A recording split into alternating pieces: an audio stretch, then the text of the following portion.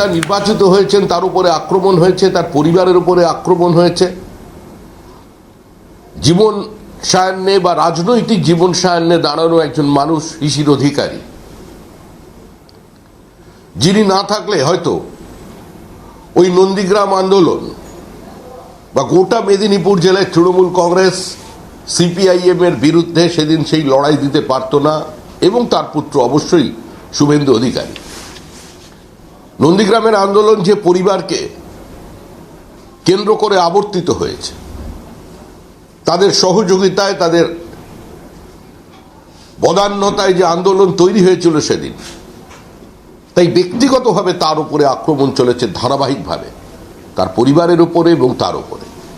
কখনো মিথ্যা মামলায় ফাঁসানোর চেষ্টা, কখনো পুরনো খুনের মামলা টেনে আনা, কখনো কদর্য ভাষায় আক্রমণ করা, কখনো তার বাড়ির সামনে মাইক লাগিয়ে সেখান থেকে সরাসরি তাকে চ্যালেঞ্জ জানানো, আবার বিভিন্ন সময় তাকে দেখে কদর্য স্লোগান ছুড়ে দেওয়া।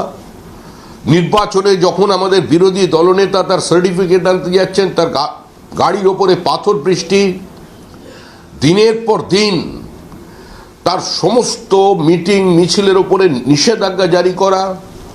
104 বার বিরোধী দলনেতাকে হাইকোর্টে শরণাপন্ন হতে হয়েছে যে বিরোধী দলনেতার অবস্থানে থেকেও একটা সাধারণ র্যালি পারমিশন পাওয়ার জন্য।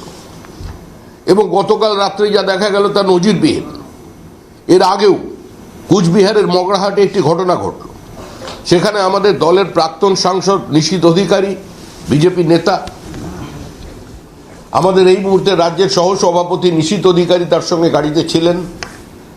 আমাদের বিরোধী দলনেতা শুভেন্দু অধিকারী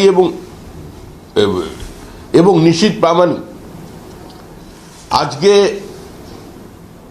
তাদের যেভাবে আক্রমণ করা হয়েছিল সেদিন কুচবিহারে, পেট্রোল ছেটানো হচ্ছে গাড়ির ওপরে, গাড়ি থেকে তারা বেরোতে পারছেন না, সম্পূর্ণভাবে গাড়িকে বন্ধ করে রাখা হয়েছে।